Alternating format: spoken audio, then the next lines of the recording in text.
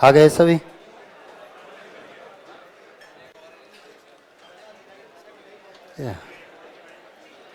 Sir 19, 20, 21 कौन सा option क्या है? ध्यान दो।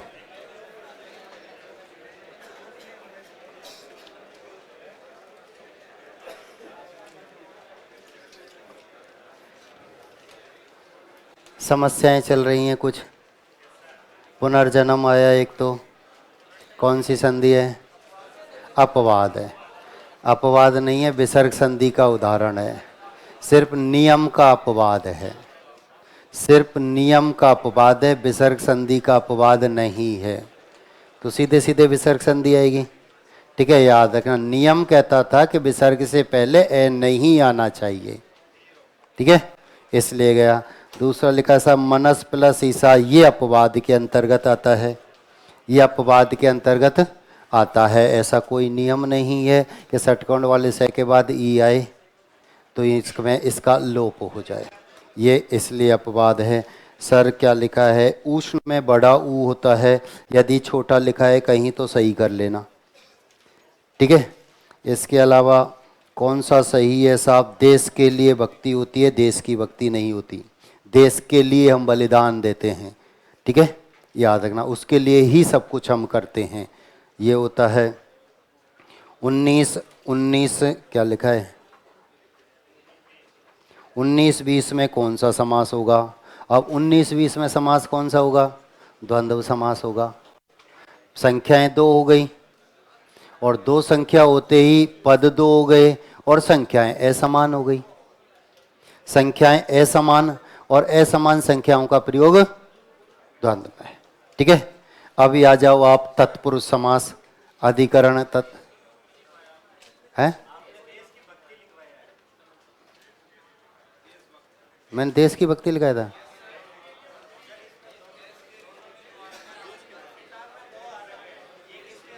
देश के लिए कर दो, अगर दो आ रहे हैं तो एक सही कर दो। ठीक है, के लिए।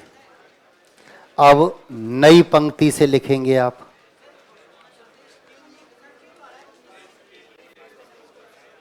तो एक ही पद छोड़ना, 19 ही छोड़, 20 को क्यों जोड़ रहा है फिर साथ? ठीक है, जब एक ही रहेगा तो होगा। ठीक है, ध्यान दो। गड़बड़ी का कारण सिर्फ इतना सा है, क्लास में रहते हैं तो पड़ोसी से वार्ता में व्यस्त रहते हैं या पड़ोसी की अशुद्धियां देखने में ध्यान रहता है, इसलिए गड़बड़ होती है, नहीं तो नहीं होती। प्रश्न वे मेरे सामने अधिकांशतः आ रहे हैं जिनको हम क्लास में चर्चा कर चुके होते हैं। अभी रख, इसको बाद में कराऊंगा, है ना। लौट कर ध्यान दो। नई पंक्ति से अभी तक हमने लिखे समास चल रहा था तत्पुरुष।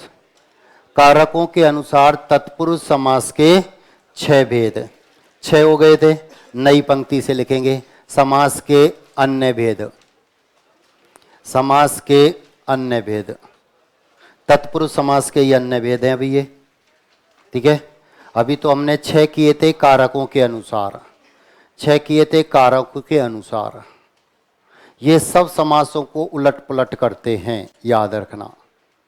ये जो हैं 4 भेद लिखे हुए हैं, ये सभी समासों को उलट पुलट करते हैं। यदि इसके उदाहरण हैं और पहले ऑप्शन में ये दे रखा है तो अन्य सभी समासों के नियम फिर समाप्त हो जाते हैं, याद रखना। ठीक है, अन्य सभी समासों के नियम फिर खत्म हो जाएंगे।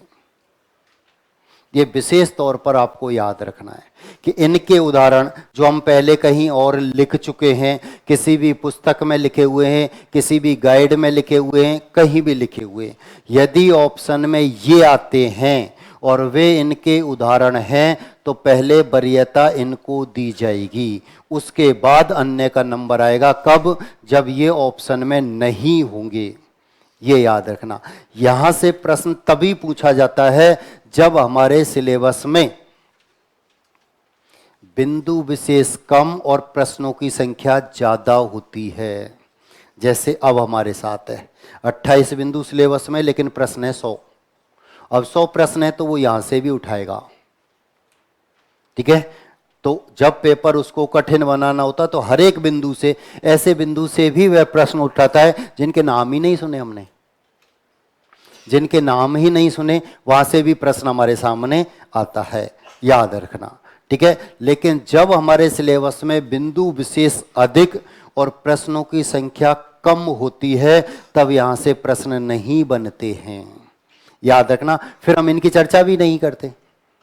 हम बात करें आरजेएस की, आरजेएस में यही 28 बिंदु हमारे सिलेबस में, लेकिन वहां प्रश्न पूछे जाते हैं सिर्फ और सिर्फ 15। वहां पूरे बिंदुओं से तो प्रश्न ही नहीं पूछा जाता, तो इतनी गहराई में भी वो वहां नहीं पहुंच पाता है। लेकिन हम बात कर लेते हैं जेएलओ की, जहां प्रश्न हमारे आ जाते हैं 75, सिलेबस यही होता है। एसआई की बात करें, प्रश्न आ जाते हैं 100, सिलेबस यही होता है। इसलिए हम इनकी भी चर्चा करते हैं, एक एक को अलग अलग समझते हुए चलेंगे। अभी तो बोर्ड पर आओ, देखो ए का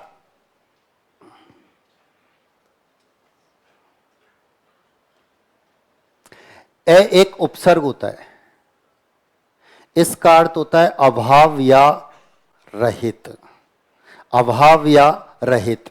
लुक का अर्थ होता है देखना,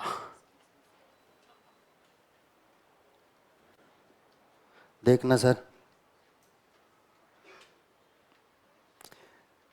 लुक का अर्थ हमारे यहां अभाव या, ए का अर्थ होता है अभाव या रहित, लुक का अर्थ होता है दिखाई देना, देखना, ठीक है। देखने का जहां अभाव होता है, मतलब कहने का तत्पुरुष समास में कारक चिन्हों का लोप होता है, लेकिन यहां अभाव होता है।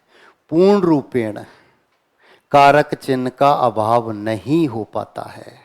संस्कृत की विभक्तियों का यहां प्रयोग किया जाता है, जिसमें कोई ना कोई विभक्ति चिन्ह, कारक चिन्ह छुपा रह जाता है, ठीक है। और फिर क्या था इनका,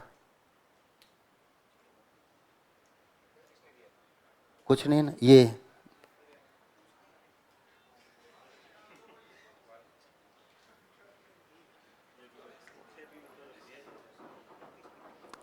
पोस्टिंग के बाद तो एक एक दिन की तनख्वाह यही दे देंगे। हाँ तो कर दो, देगा कोई नहीं, ये तो मेरे को पता, देगा कोई नहीं। जब लॉकडाउन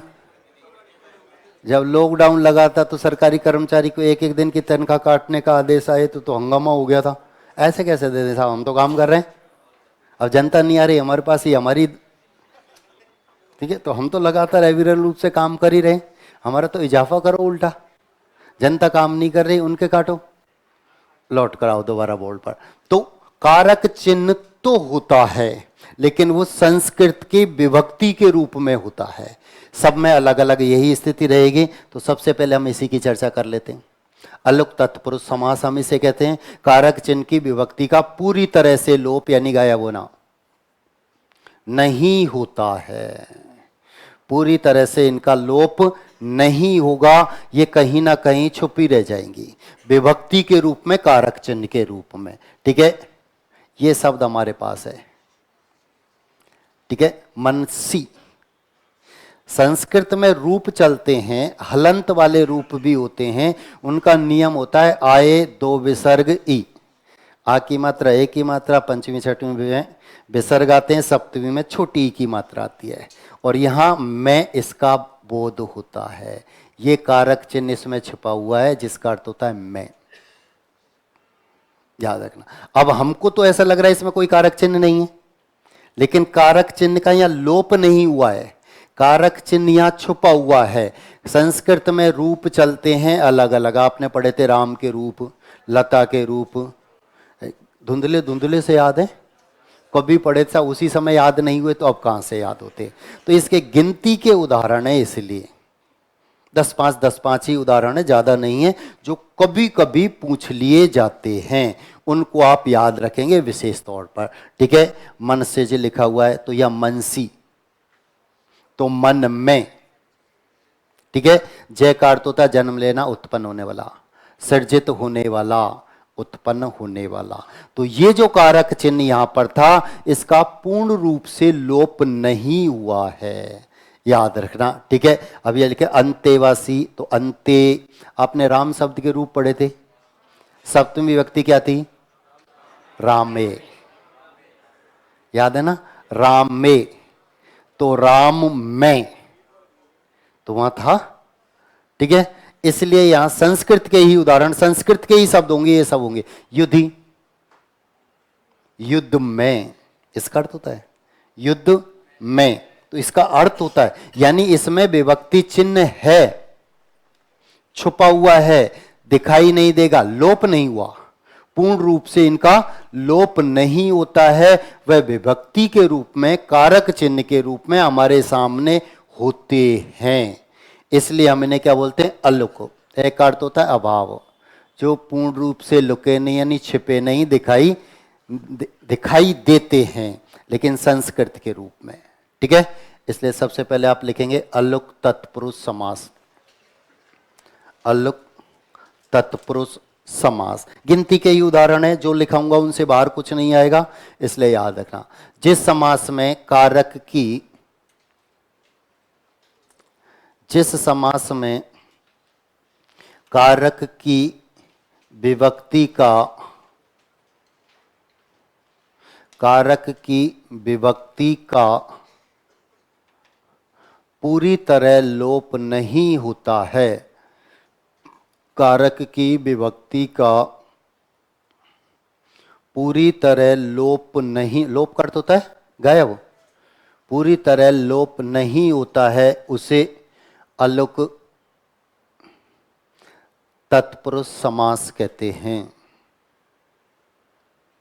अलुक तत्पुरुष समास कहते हैं।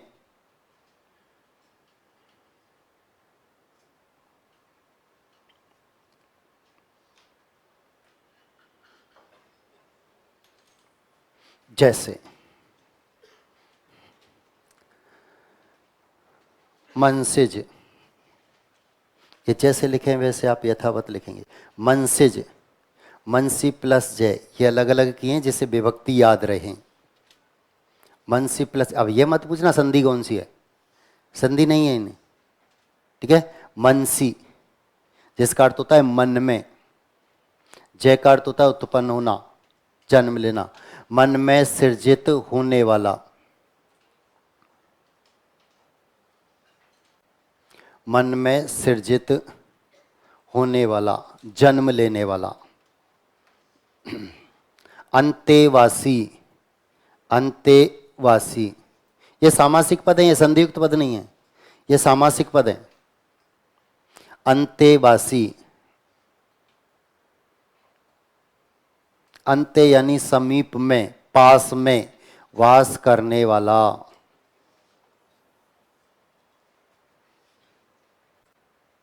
समीप में, पास में वास करने वाला।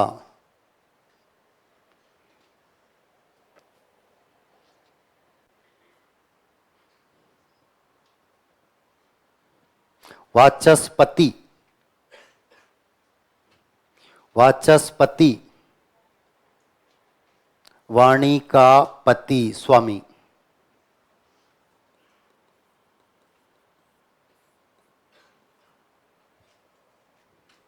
वाणी का स्वामी।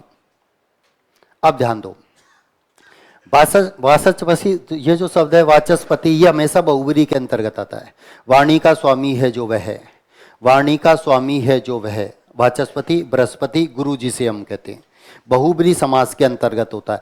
यदि बहुब्री और अलुक तत्पुरुष दोनों ऑप्शन में दे रखे हैं तो इसको आप वरीयता दोगे, ये याद रखना। इसको जब ये ऑप्शन में नहीं होगा तब अन्य समास के उदाहरण होंगे। अगर ये ऑप्शन में होते हैं, तत्पुरुष समास के जो हमने 4 वेद लिखे हैं, इसके बाद सभी समासों के नियम समाप्त हो जाते हैं, कोई नियम इनके आगे फिर काम नहीं करता है, याद रखना। युधिष्ठिर, यह भी बहुब्री के अंतर्गत आता है।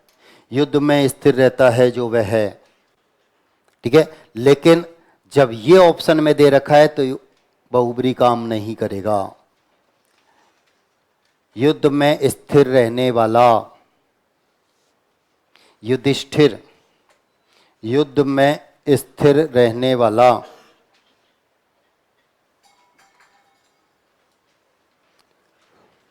धनंजय,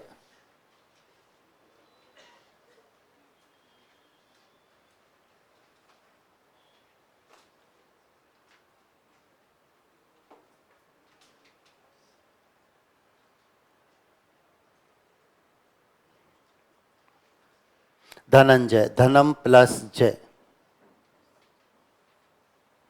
धनम प्लस जय संधि के नियम से आपको ऐसे लिखा हुआ मिलता है।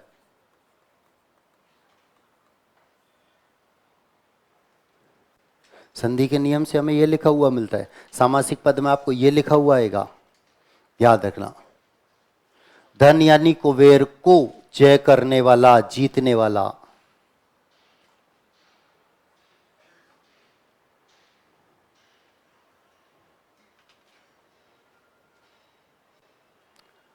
धुरमधर, रे के ऊपर है ये बिंदी सब।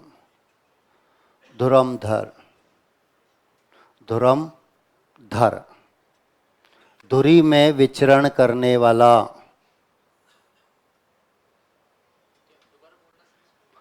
धुरमधर तो धुरंधर मिलके तो नहीं बोलेगा।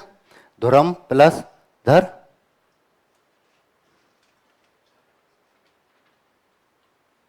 ते थे दे दे ने, ठीक है। धुरी में विचरण करने वाला, निश्चित सीमा में विचरण करने वाला। खेचर, खे, आकाश में,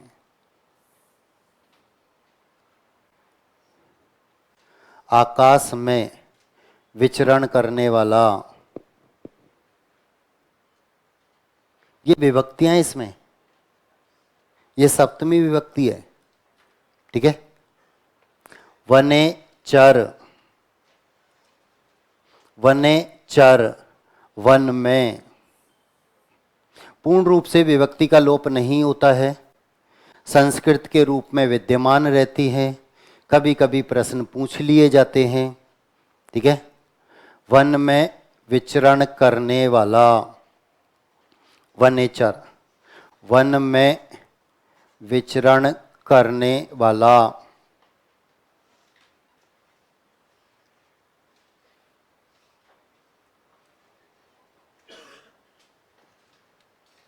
नंगे तत्पुरुष समास, सबसे ज्यादा उदाहरण यहां से पूछे जाते हैं तत्पुरुष में से, यदि इन चार में से उठाता है तो, ठीक है।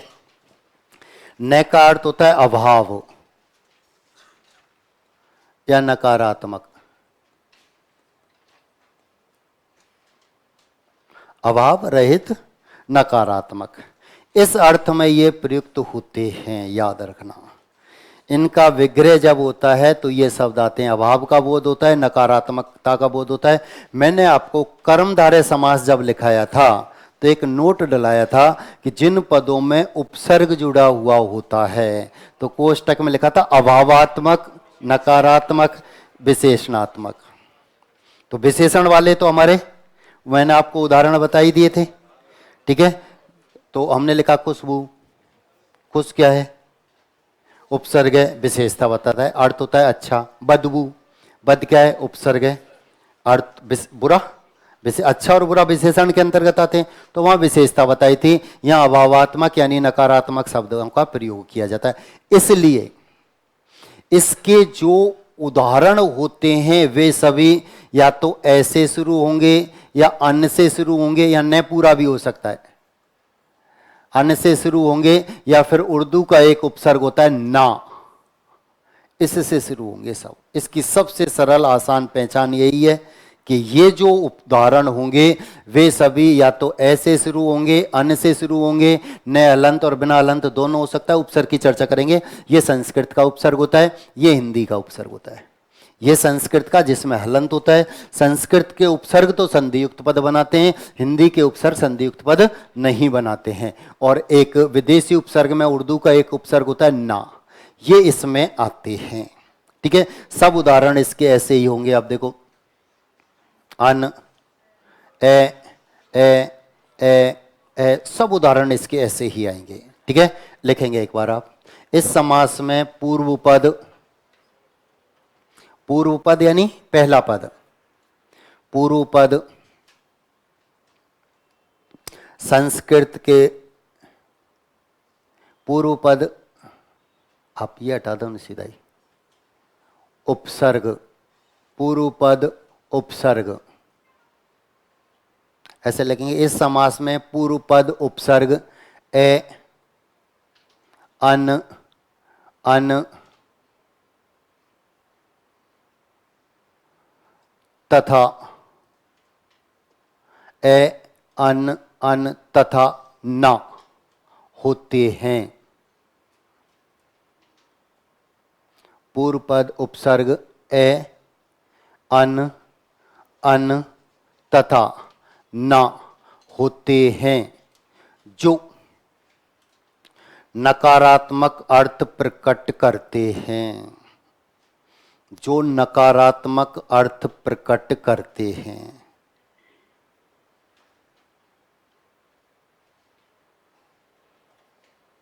जैसे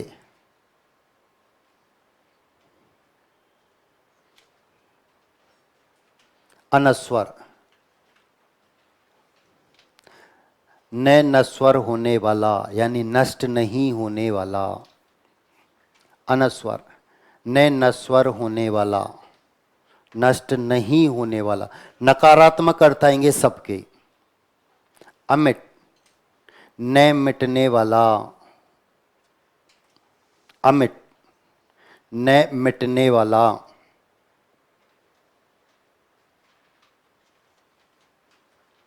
अधीर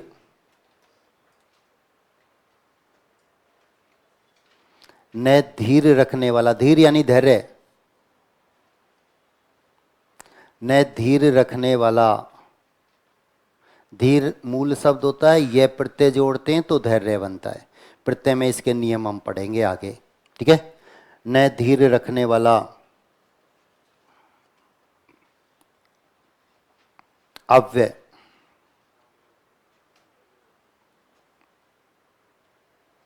न व्यय होने वाला, कभी खर्च होने वाला नहीं है जो, ठीक है। अमर न मरने वाला, जो कभी मरता नहीं है वह।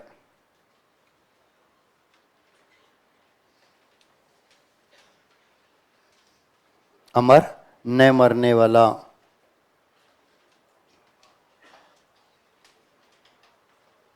नापाक, पाक का अर्थ होता है शुद्ध, पवित्र, साफ। नहीं है पाक जो, अर्थ तो नकारात्मक आएंगे सब में। नहीं है पाक शुद्ध पवित्र जो।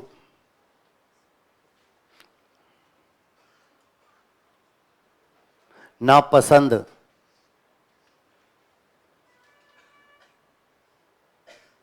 नहीं है पसंद जो।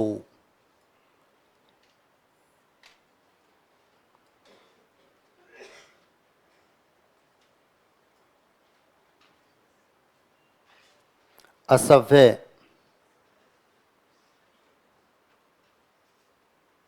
नहीं है सव्य जो।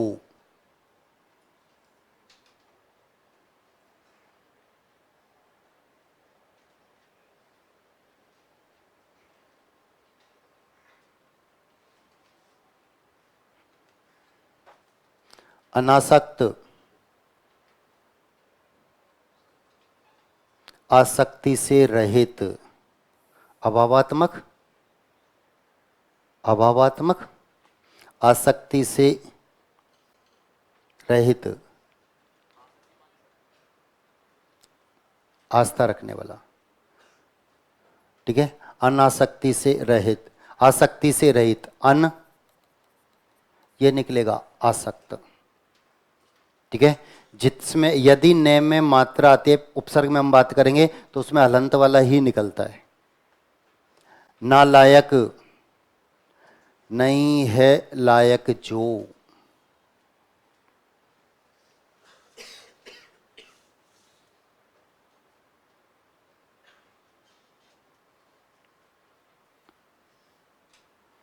नागवार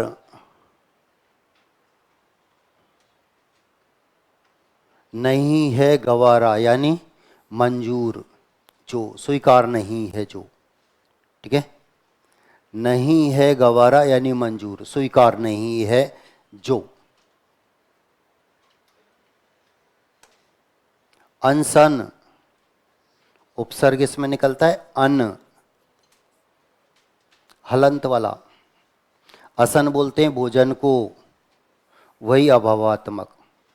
असन यानी भोजन से रहित। नकारात्मक अभावात्मक इसके अंतर्गत आते हैं, इनमें उपसर्ग जुड़े हुए होते हैं, ये याद रखना। ध्यान दो, एक बात और है इसमें, ये सब उदाहरण हैं, आपको जो उपसर्ग याद रखने हैं वो है एक तो ए, एक अन। दोनों अन हो सकते हैं, हलंत वाला भी और बिना हलंत भी। और उर्दू का या विदेशी कहें उसमें एक होता है ना, यही आएंगे और यहाँ से उदाहरण पूछे जाते हैं अधिकांशतः। तो ये जब ऑप्शन में आता है तब बाकी के सभी नियम खत्म हो जाते हैं। उपपद तत्पुरुष, उपपद तत्पुरुष, ध्यान दो, थोड़ा सा बता देता हूं। उपपद तत्पुरुष, दूसरा जो पद होता है वह स्वतंत्र रूप से अपना कोई अर्थ नहीं देता है, स्वतंत्र रूप से हम उसका वाक्य में प्रयोग नहीं कर पाते हैं, वह अधिकांशतः प्रत्यय होता है। प्रत्यय के हम स्वतंत्र रूप से वाक्य में प्रयोग नहीं करते हैं। जब हम उपसर्ग लिखेंगे तो उपसर्ग के पड़ोस में तो अर्थ भी लिखेंगे, क्योंकि उपसर्ग के स्वतंत्र रूप से अर्थ होते हैं। हमने लिखा ए, अर्थ होता है अभाव या रहित। हमने लिखा कु, अर्थ होता है बुरा। इनके तो अर्थ होते हैं, लेकिन प्रत्यय के स्वतंत्र रूप से अर्थ नहीं होते, इनके सीधे ही उदाहरण लिखे जाते हैं। प्रत्यय में हम इनकी डिटेल से चर्चा करेंगे। और ये दिन याद दिलाऊंगा कि उस समय मैंने ये कहा था कि इनके स्वतंत्र रूप से अर्थ नहीं होते हैं, वाक्य में प्रयोग नहीं किया जाता है। तो इसमें जो दूसरा पद होता है वह अधिकांशतः प्रत्यय का काम करता है, इसलिए हम इन्हें बोलते हैं उपपद। दूसरा जो पद है वह है समास। जब समस्त पद में उत्तर पद यानी दूसरा पद, दो पद हैं, पहला पद होता है पूर्व पद, दूसरा पद होता है उत्तर पद या पर पद, ठीक है, कोई भी हो सकता है। स्वतंत्र रूप से सार्थक अर्थ न होकर कोई प्रत्यय होता है तब हमारा उपपद होता है। अब हम बात करते हैं पादप, ये यहां प्रत्यय का काम करता है। पाद बोलते हैं पैर को, पाद बोलते हैं पैर को, यानी जड़ों से पीने वाला, जड़ों से पीने वाला। कार, ये प्रत्यय है, ये प्रत्यय है, ये प्रत्यय है, ये प्रत्यय का काम करते हैं, स्वतंत्र रूप से इनका प्रयोग हम नहीं कर पाते हैं, ठीक है। लिखेंगे आप उपपद तत्पुरुष समास। जब समस्त पद में, जब समस्त पद में उत्तर पद, उत्तर पद यानी दूसरा पद कोई स्वतंत्र सार्थक शब्द न होकर, कोई स्वतंत्र सार्थक शब्द न होकर प्रत्यय होता है, प्रत्यय होता है, उसे उपपद तत्पुरुष समास कहते हैं। प्रत्यय होता है उसे उपपद तत्पुरुष समास कहते हैं। पादप का विग्रह पूछा जा चुका है एक बार। पादप, जैसे पादप, पाद कोष्टक में लिखेंगे पैर से पीने वाला,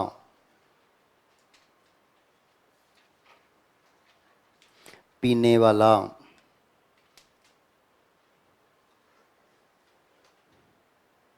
स्वर्णकार,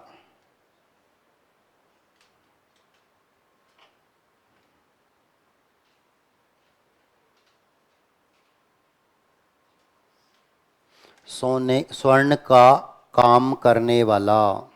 अब देखो ये उदाहरण अगर आपको ऑप्शन में ये नहीं दे रखा है उपपद तत्पुरुष, तब ये हमारा कहां पहुंच जाएगा, संबंध में।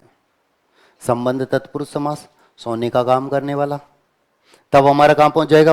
और दोनों ऑप्शन में दे रखे हैं तो इसको वरीयता मिलेगी, उसको नहीं मिलेगी, ये याद रखना। ठीक है, मैंने आपको पहले भी बताया विग्रह के अनुसार समास के नाम परिवर्तित होते, जैसे जैसे विग्रह होता है वैसे वैसे समास परिवर्तित होते हुए चले जाते हैं। स्वर्ण का काम करने वाला खग, ख बोलते हैं आकाश को, हमने लिखा ना खे, तो आकाश में, उसमें तो विभक्ति लगी हुई थी सीधी सीधी, खग, खे कोष्टक में लिख देंगे आकाश में गमन करने वाला।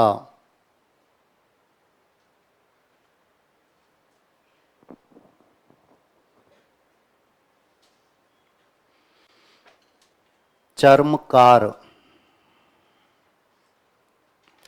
चर्मकार, चर्म का काम करने वाला, चर्म चमड़ा जिसे कहते हैं, का काम करने वाला।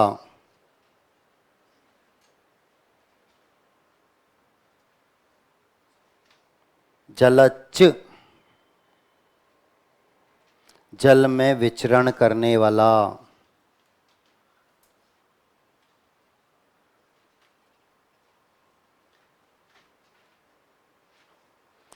जल में विचरण करने वाला।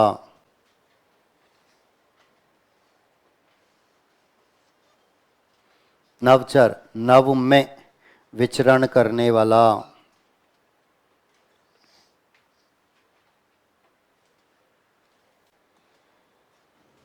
नव में विचरण करने वाला।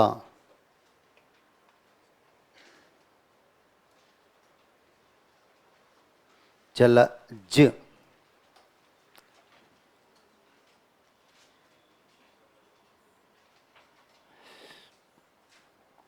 ये सब प्रत्यय का काम करते हैं।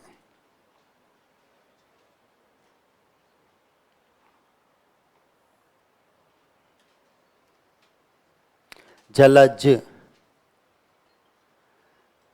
जल में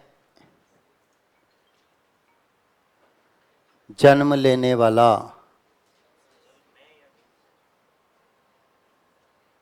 में जन्म लेने वाला, और अन्य अर्थ में बहुब्री निकलता है। जल में जन्म लेने वाला, कमल के लिए इस शब्द को हम काम में लेते हैं।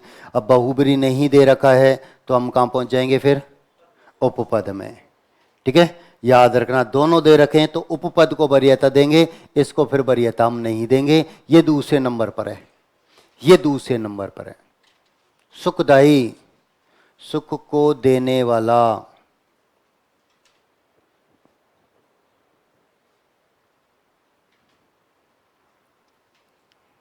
कृतज्ञ, कृत यानी उपकार, किया हुआ कार्य। कृत का अर्थ होता है किया हुआ कार्य यानी उपकार को मानने वाला।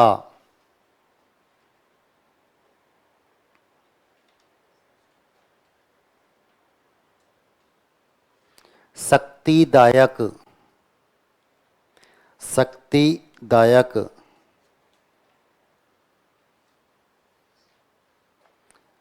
शक्ति को देने वाला।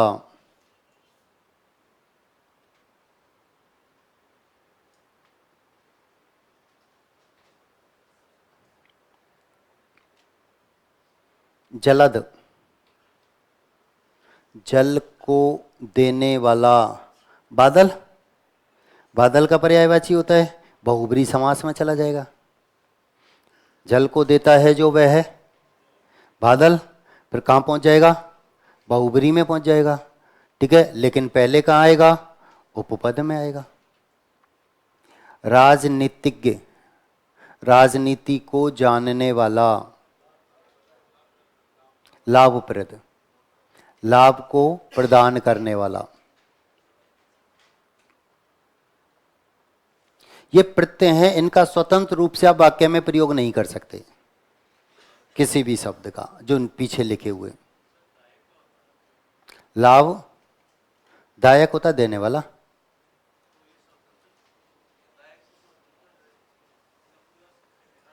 हम कर नहीं सकते ना, प्रेरणादायक, शक्तिदायक, कुछ ना कुछ जुड़ के ही आएगा। है ना, फलदायक, कुछ ना कुछ रहेगा। राजनीतिज्ञ, राजनीति को जानने वाला। कन फोड़ता, कट फोड़ता, काट, काट बोलते लकड़ी को, फोड़ने वाला।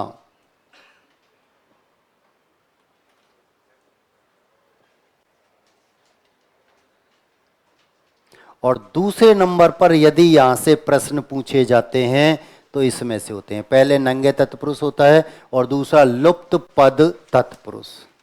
इसमें क्या होता है कि सिर्फ विभक्ति चिन्हों का ही लोप नहीं होता। जैसे हमने कहा तत्पुरुष समास की परिभाषा में लिखा कि दोनों के मध्य कारक चिन्हों का लोप होता है। यहां सिर्फ कारक चिन्हों का लोप नहीं, पद भी लुप्त हो जाते हैं, पद भी यहां गायब हो जाते हैं। अब जबकि तत्पुरुष समास में हमने क्या पढ़ा कि कारक चिन्हों का लोप होता है, लेकिन यहां कारक चिन्ह के साथ साथ पदों का भी लुप्त, पद भी लुप्त हो गए, गायब हो गए।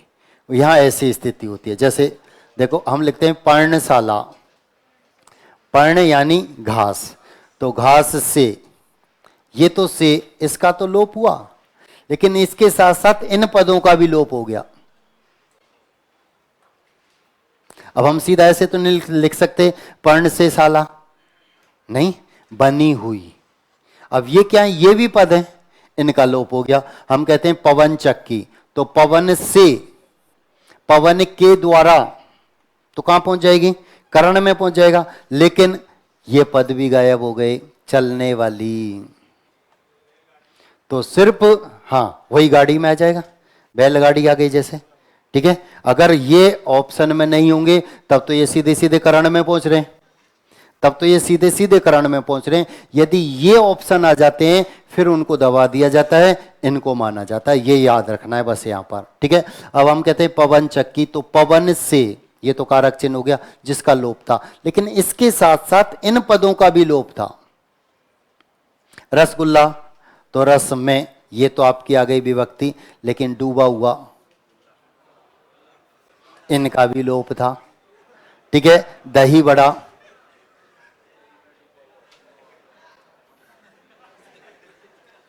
ठीक है, लिखो लुप्त पद तत्पुरुष। जब किसी समस्त पद में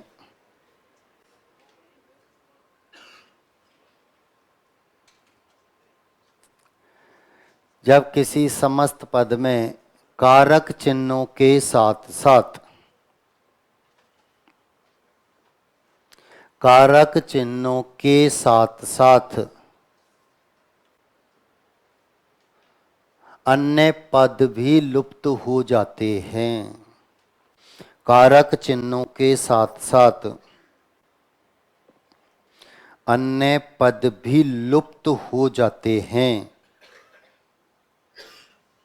उसे लुप्त पद तत्पुरुष समास कहते हैं।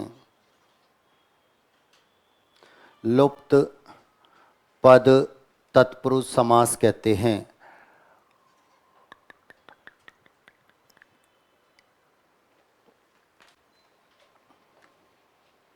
जैसे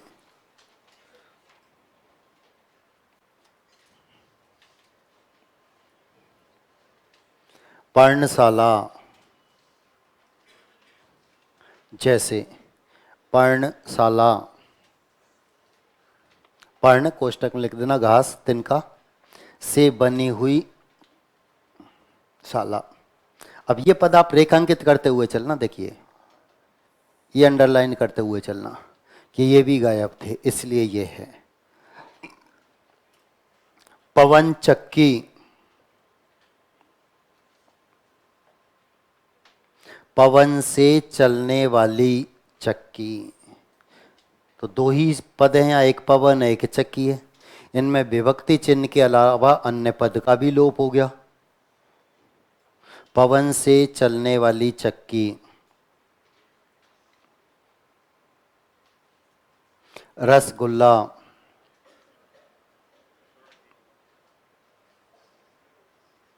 रस में डूबा हुआ गुल्ला,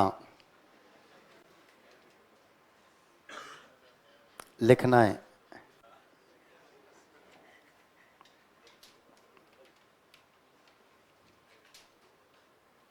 दही बड़ा,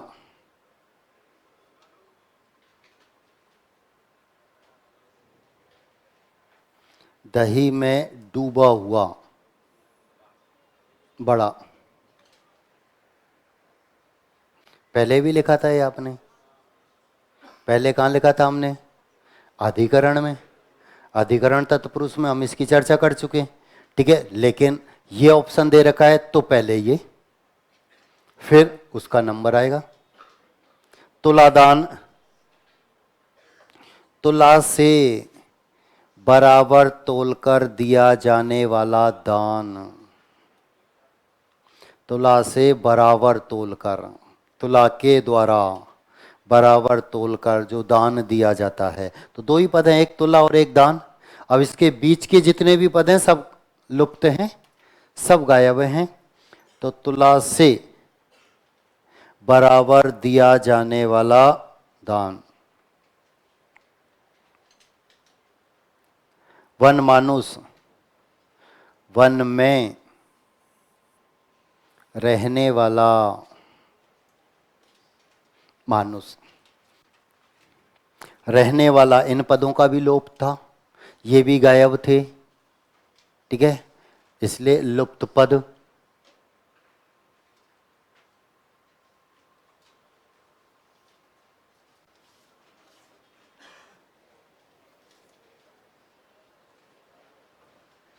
तुलादान ये दोबारा आ गया। गुरु भाई, बाकी के ये दोनों हटा दो, आगे लिखो आप। गुरु भाई, ये दोनों हटा दो। तुलादान आपने पहले लिख लिया ना, वो नहीं है कुछ भी। एक कारक चिन्हों के साथ पदों का लोप चल रहा है, लिखेंगे। गुरु भाई, एक ही गुरु से पढ़ा हुआ शिष्य या फिर गुरु का पुत्र गुरु भाई कहलाता है।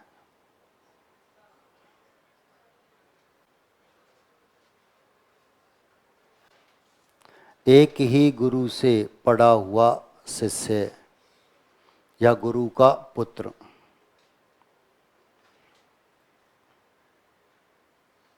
बैलगाड़ी, बैलों से चलने वाली, बैलों से चलने वाली, हम इसकी चर्चा पहले भी कर चुके, पहले भी हमने लिखा था करण में, ठीक है। मालगाड़ी, इसकी भी चर्चा पहले हो चुकी है। माल को ढोने वाली गाड़ी।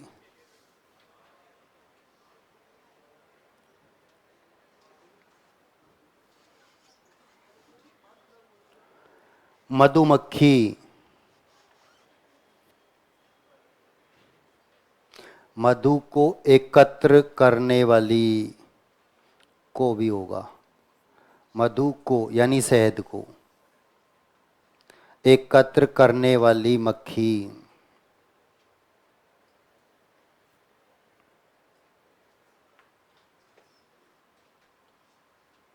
एकत्र करने, एकत्रित शब्द नहीं होता, एकत्र शब्द होता है, याद रखना। शब्द शुद्धि में पूछा जाता है, एकत्र शब्द होता है, एकत्रित नहीं होता। मधु को एकत्र करने वाली मक्खी।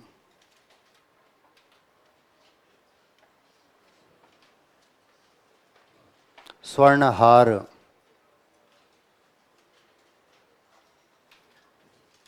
सोने से बना हार।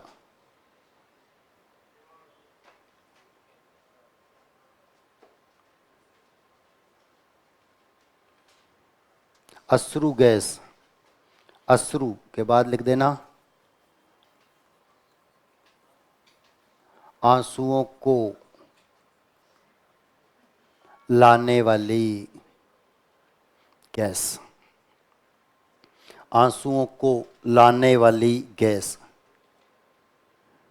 दही बड़ा दोबारा आ गया, ये दोनों दोबारा आ गए, इनको हटाओ। आ गए इतना। रेलगाड़ी, रेल पर चलने वाली गाड़ी, रेल बोलते हैं पटरी को, जो ये इसकी भी चर्चा पहले कर चुके हैं अधिकरण में, ठीक है। अधिकरण में इसकी चर्चा की जा चुकी है और ये पूछा गया था सेकंड ग्रेड हिंदी अध्यापक 2014 में 23 फरवरी को एक पेपर हुआ था और उस समय ऑप्शन में दिया था वही, तो हम पर वाले अधिकरण के साथ पहुंच गए थे। यदि ये ऑप्शन में दिया हुआ होता तब हम इसके साथ आ जाते, तब हम इसके साथ आ जाते, ठीक है। अब आपको जो याद रखना था उनमें चार थे, चारों के चारों नाम याद होना सबसे पहले अनिवार्य है, ठीक है। और दो में से उदाहरण पूछे जाते हैं, एक तो नग्य तत्पुरुष समास और एक लुप्त पद तत्पुरुष समास, इन दो में से पूछे जाते हैं। अगला है आपका द्विगु समास।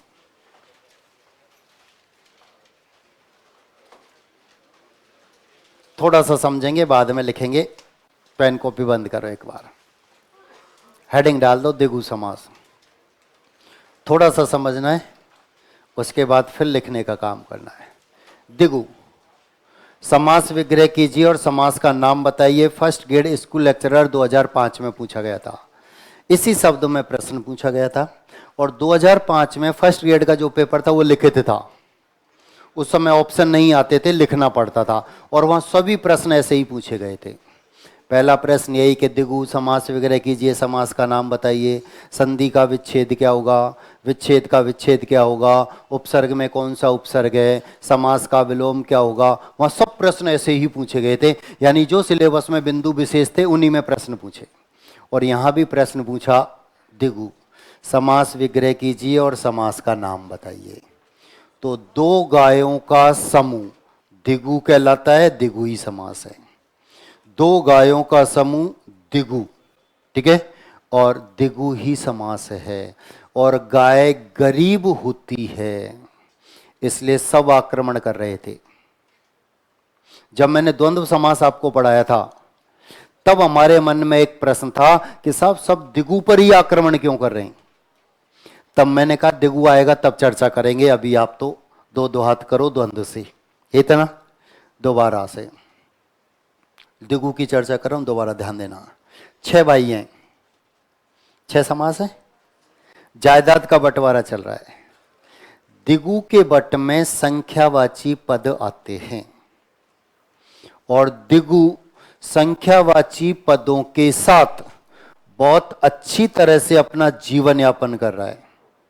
अव्ययीभाव चलता है, द्विगु के ऊपर आक्रमण करता है और कहता है दोनों पद संख्यावाची हुए और संख्याएं समान हुई तो मेरे साथ रहेंगी, फिर तेरा उदाहरण नहीं होगा। दोनों पद संख्यावाची और संख्याएं समान तो मेरे साथ रहेंगी, फिर तेरा उदाहरण नहीं होगा। द्विगु कहता है ठीक है ले जा। कुछ दिन के बाद द्वंद्व चलता है, द्विगु पर आक्रमण करता है और कहता है दोनों पद संख्यावाची हुए और संख्याएं असमान हुई तो मेरे साथ रहेंगी, फिर तेरा उदाहरण नहीं होगा। दोनों पद संख्यावाची और संख्याएं तो मेरे साथ रहेंगी, फिर तेरा उदाहरण नहीं होगा। द्विगु कहता है ठीक है भाई ले जा, मैं तो एक ही पद संख्यावाची रख लूंगा। अब दो पद तो संख्यावाची रख नहीं सकता, दो पद संख्यावाची रखता है। संख्याएं समान होती हैं तो अव्ययभाव ले जाता है और संख्याएं असमान होती हैं तो द्वंद्व ले जाता है। अब एक पद संख्यावाची के साथ, ध्यान देना अब काम की बात है, एक पद संख्यावाची के साथ द्विगु बहुत अच्छी तरह से अपना जीवन यापन कर रहा था कि बहुब्री चलता है, द्विगु के ऊपर आक्रमण करता है और कहता है देख एक पद संख्यावाची है, यहां तक तो ठीक है, लेकिन पद अद्वितीय नहीं होना चाहिए। यदि पद अद्वितीय होता है तो फिर मेरे साथ रहेगा, तेरा उदाहरण नहीं होगा।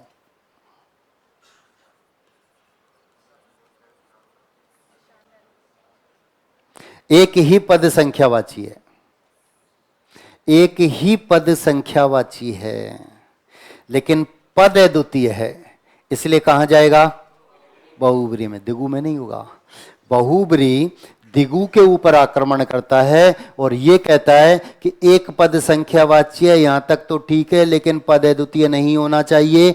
यदि पद अद्वितीय बन जाता है तो फिर मेरे साथ रहेगा, तेरा उदाहरण नहीं होगा।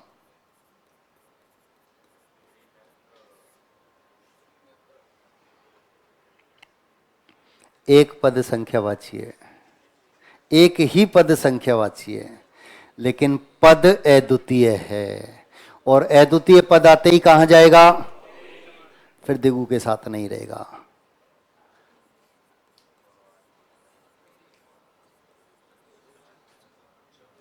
चतुर्भुज एक ही पद संख्यावाची है लेकिन पद अद्वितीय है, इसलिए कहां जाएगा?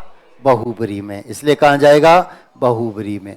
तो बहुब्री दिगु के ऊपर आक्रमण करता है और कहता है एक पद संख्यावाची है, यहां तक तो ठीक है, लेकिन पद अद्वितीय नहीं होना चाहिए। यदि पद अद्वितीय होता है तो फिर मेरे साथ रहेगा, तेरा उदाहरण नहीं होगा। दिगु कहता है ठीक है, तुम्हारी मर्जी, जो ले जाओ जो छोड़ जाओ, जीवन यापन तो फिर भी करूंगा, सुसाइड तो नहीं करूं। तो अब दिगु के पास क्या बचा? एक पद संख्यावाची और दोनों पद मिलकर किसी समूह या समुदाय का बोध कराते हैं। एक पद संख्यावाची रहेगा, दोनों पद मिलकर किसी समूह या समुदाय का बोध कराएंगे। शर्त यह रहेगी कि पद अद्वितीय नहीं होना चाहिए। इसके उदाहरणों की चर्चा करेंगे हम अगली क्लास में। आज इतने।